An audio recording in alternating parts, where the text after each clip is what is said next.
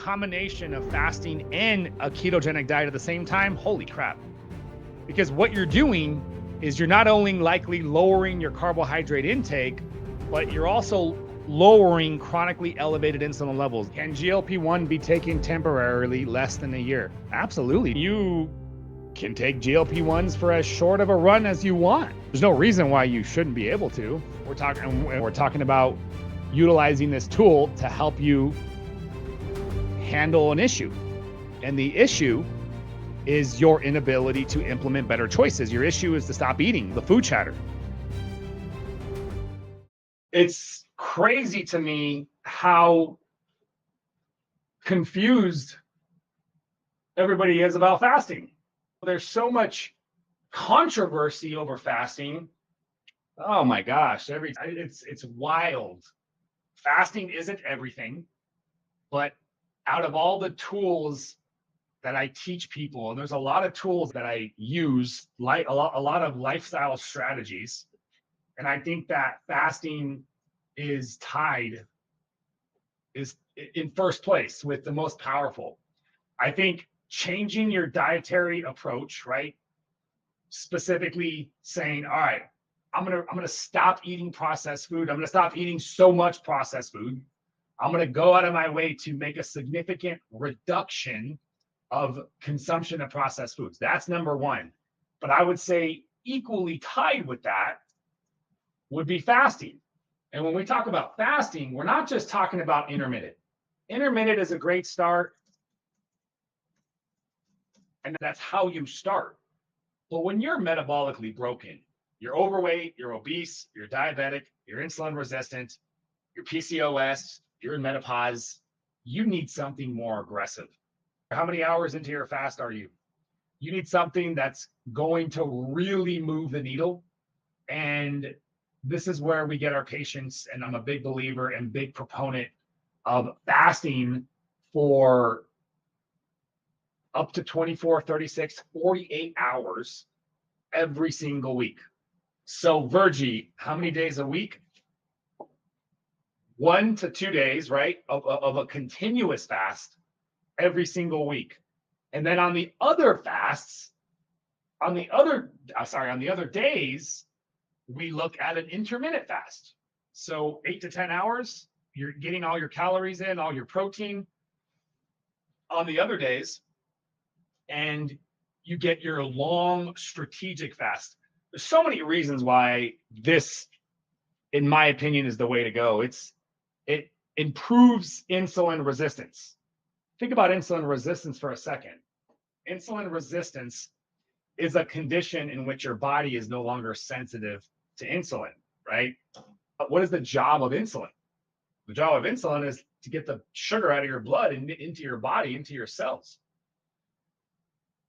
When you become resistant, your body starts having to produce more insulin to get the job done. Insulin is a storage hormone. The more elevated your insulin levels are, the more in fat storage mode you would be.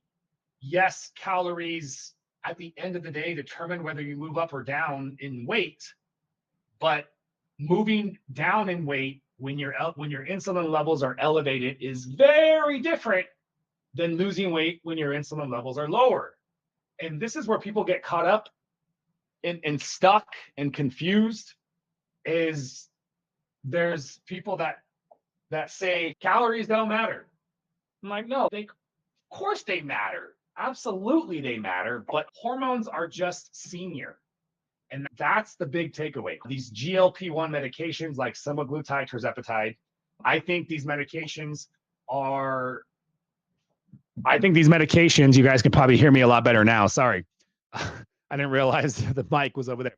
So I think these medications are the most powerful tool that we've ever been fortunate enough to have.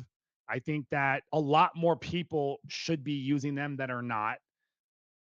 I think there's a lot of misinformation regarding these medications. There's a lot of confusion, a lot of misrepresentation, which sucks. And so I'm here to help you guys to the best of my ability to clarify. I want to help clarify any confusion, because obesity all these different medical conditions that are in front of us, we have to deal with that. And it's challenging. It's challenging. Weight loss has never been easy. Maintaining weight loss is even more difficult. Maintaining weight loss is even more challenging. We have so many roadblocks in front of us that are preventing us from getting the job done. So I think we should go out of our way. We get access one way or another, whether it's through us or if you can get it covered by insurance somewhere else, great. We get the help, we get the science backed help. And then we focus on strategies, lifestyle strategies. And we talked about fasting. Fasting is a very powerful strategy. Your diet, what you're eating is extremely important. Consuming less processed foods, lowering your carbohydrate intake, resistance training, a good supplement protocol, optimizing your stress, optimizing your sleep. These are the keys to success long term. I'm interested in taking semaglutide. History of anxiety and depression. GLP-1s increase these? No, GLP-1s do not increase anxiety and depression. This is the craziness of what I'm talking about right now. There's so much misinformation out there. There's so much confusion. The majority of people are reporting improvement in anxiety, improvement in depression. No, they're not being treated. They're not being prescribed for that. How often should doses be increased? Normally, I increase every 3 to 4 weeks, but I keep feeling I'm in a plateau. Why do you keep increasing your dose? I cannot stress this enough. Increasing your dose should be the last thing that you do to fix the problem, right? The stall. When you are in a weight loss stall, you need to address the problem. You need to address the reason that you're in the weight loss stall to begin with. We can't expect the drug is going to fix the problem long term. The drug might suppress your appetite more, right? So you suppress your appetite more. That might get you some more short-term weight loss, but it ignores the underlying problem. The underlying problem is the metabolic downregulation. Does that make sense, empath?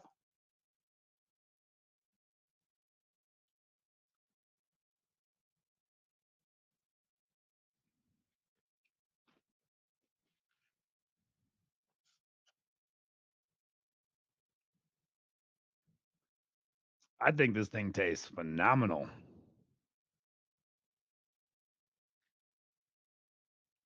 Protein, exercise, and water.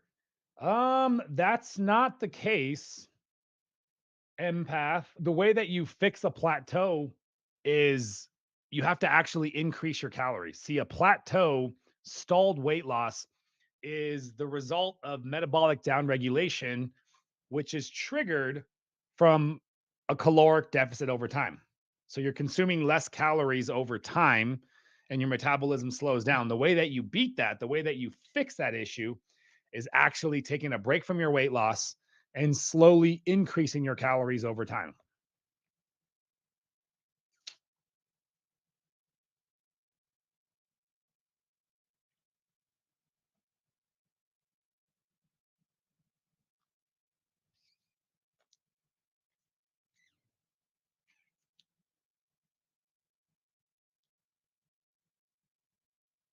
And this is something that we can totally help you out with.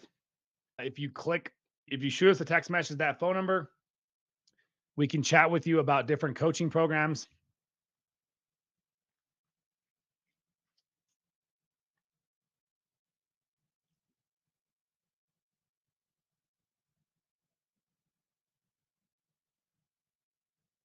Different coaching programs, different support programs. We got you covered for all of that. If you shoot us a text message right there, we can text you back the link to the Facebook group. People always have a hard time finding the Facebook group. Guys, the Facebook is a really awesome community where we do a lot of these lives, a lot of free resources. Hey, Robbie, just joined. Thoughts on fasting? I'm a big fan of fasting, Robbie. literally the name of the group that I was just talking about, sustainable weight loss. Click here for the flow protocol is my structured approach towards prolonged fasting. There's a lot that we can do when we utilize fasting properly, when we utilize fasting correctly. And there's a lot of misinformation about fasting, just like there's a lot of misinformation about these medications. People aren't, unfortunately, being instructed, guided, coached. And so we'll get you guys the right information. We'll get you guys going. You can ask about the podcast, the YouTube page. You definitely want to check that out. There's a ton of good information there. And then the coaching. The last thing I'll say, guys, is we have coaching programs. We prescribe the meds, we prescribe the peptides, and we got you covered for various formats of coaching. Do you start fasting slowly? You can start fasting at, assuming there's no medical health contraindications, you can start fasting as slowly or as aggressively as you want. It really is, you're the artist, the canvas is there, and this is your life. Slow and steady is an easier way to start, of course, but slower results, right? You could dive right in head first and get some fast results, and the fast results could be really exciting. We don't want to get too fast. Obviously, too fast is another issue too as well. But think of me while I'm fasting. I fasted earlier this week, Blair. I fasted from, of course, as soon as I say I'm getting off, that's when the numbers start to spike up.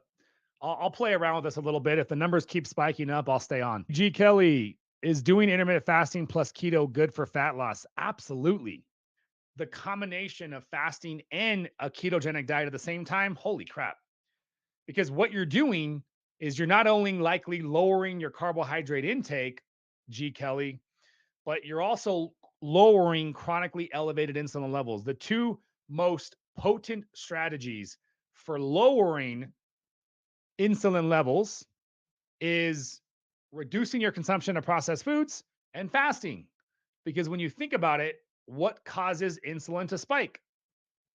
Consumption of carbohydrates mostly, a little bit of an insulin secretion from protein, and not much of an insulin secretion at all from fat. So, not eating is the best form of just that, right? And then when you go on a ketogenic diet, chances are you are going to ultimately end up having a little bit of carb. And that's why fasting is better than keto as far as the stimulus towards lowering your insulin levels. Is it possible that to slow down your metabolism? Absolutely. I talk about this all the time. Metabolic downregulation is a real issue. You have to be careful and prevent the weight loss plateau. Unfortunately, a lot of people are walking around in a weight loss plateau. A lot of people are walking around with stalled weight loss because they don't know what they're doing. They don't have the right guidance, the coaching, the support. And so this is obviously what we got. We got you covered for this. But in the protocol, we are getting our patients into a rhythm of a weekly long fast. And so they're fasting for 36, 48 hours every single week. That's massive. There's no other program like that. When you're fasting that long, that's like a 4,000 calorie deficit that you didn't have to go exercise, that you didn't have to sacrifice every single day of the week. I mean, sacrifice meaning not eat as much as you want, not eat till you're full. And so we look at this and say, hey, let's get the week's worth of fat loss in that single fast. And then the rest of the week, I'm eating. I'm eating as much as I want. And you literally can eat as much as you want, which is pretty awesome. Kev, I've been on Manjaro for 5 weeks now, and I've lost 6.5 kilos. Is this too fast? I don't know what your starting weight is, Kev. So it's difficult without knowing your starting weight. Because if you're 150 pounds, it's probably too fast. If you're 300 pounds, if you're 300 pounds, that would be what, 12, 14 pounds that you've lost. See, now I have to do this 2.2 kilos. So let's see. So you started off at, I got 160, 180. You lost like 15 pounds in 5 weeks, 0.8. No, I think that's a good rate. I think that's a solid I think it's a solid weight loss rate.